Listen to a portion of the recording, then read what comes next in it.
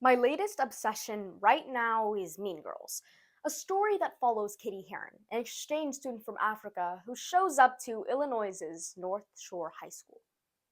She's spotted by the Plastics, a trio of teen royalty, and is basically told, "You're going to look like us, talk like us, and be like us." Leader of the Plastics, Regina George, who has all power over the school, even what they say, because saying fetch results in Gretchen, stop trying to make fetch happen. It's not going to happen. Katie, who is given the opportunity to find out what it's like to be a plastic, plays the role. And in the end, even when she thought it was just a part she was playing, almost her entire mindset had changed. Regina George and her power over Katie made me think about how eerily similar her power represents the dominance of American culture towards immigrants. She portrays how highly we value fitting in and how we place people on social hierarchies. Regina George is like the quintessential white American, and Katie's transformation is just like how immigrants go through a full American style transformation. In other words, assimilating to the culture. My parents have experienced this, from no longer cooking ethnic food to boxing up cultural trinkets in order to fit the standards of American culture. As our country gets more diverse, immigrants today start to wonder where they stand culturally. And with the growing focus of diversity, equity, and inclusion in today's society, the conversation of identity has never been more urgent.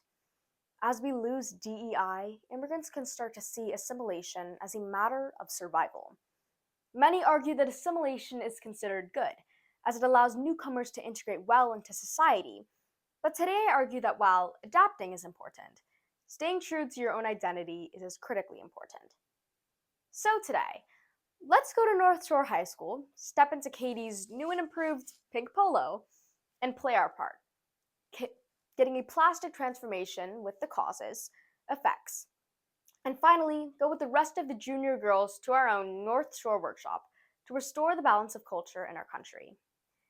If you think about it, there are hundreds of histories of culture where we stand that can be lost within translation.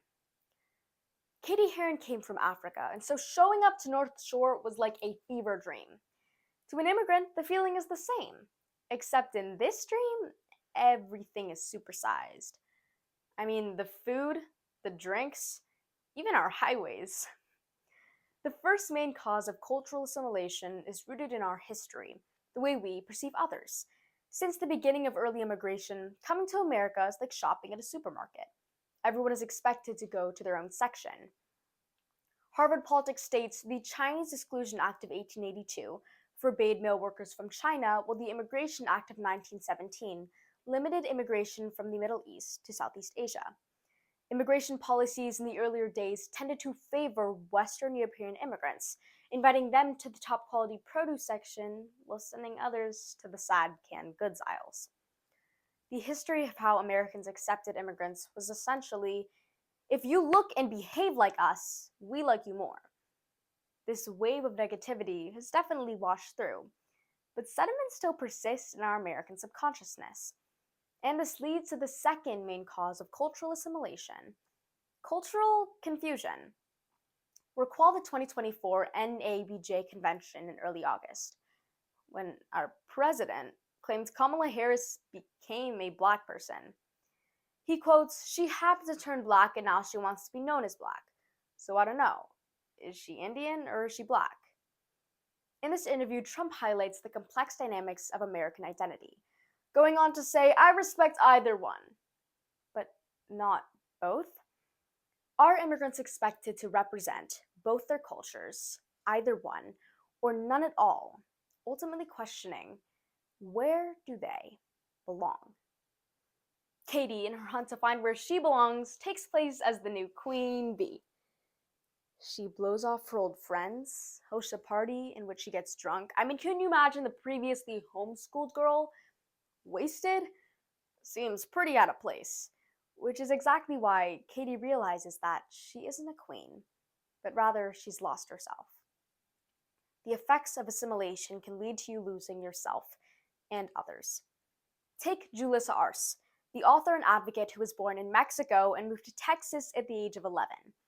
In her book, You Sound Like a White Girl, released in 2022, she explains how coming to America was like entering into a system that never wanted her to begin with. She prioritized erasing her accent, as she quotes, "My tongue moved in ways that weren't in my DNA. Still, I found so much satisfaction when others wouldn't notice my accent."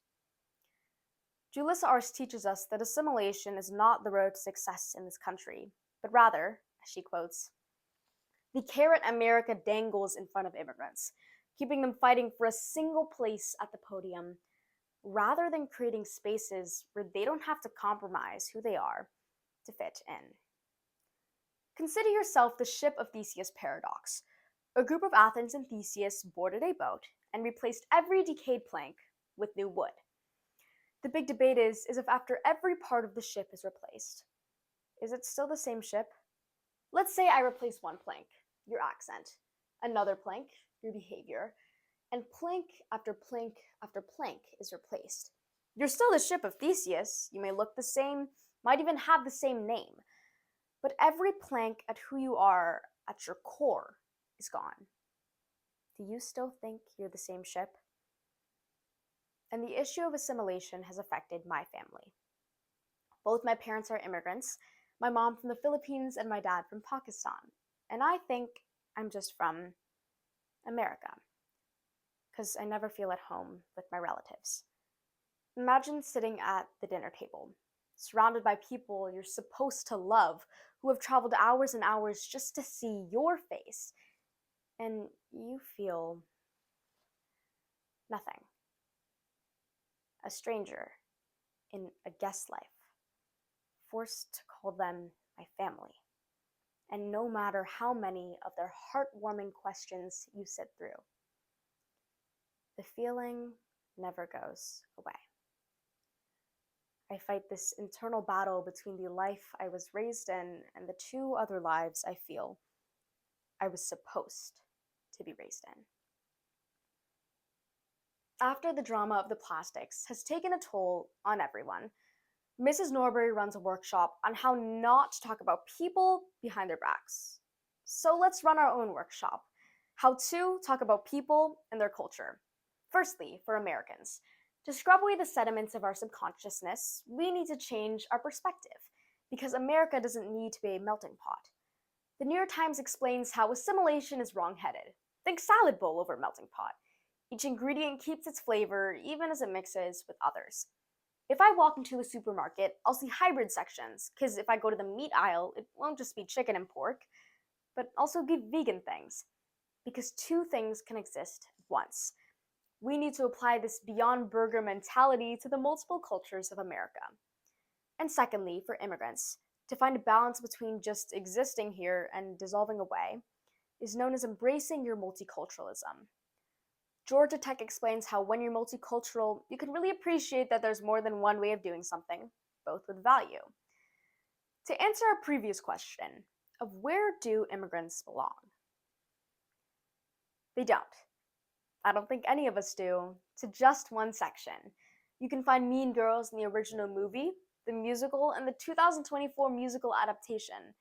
They might all share the same story, but they're each unique in their own way. Marcus Garvey quotes, "A person without past knowledge of their origin, history, and heritage is like a tree without its roots." I challenge you, from here on out, to stick to the acronym of ROOT. R.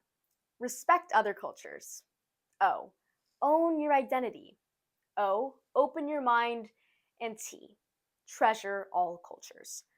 Our roots not only tie us to our identity, but they bring us together.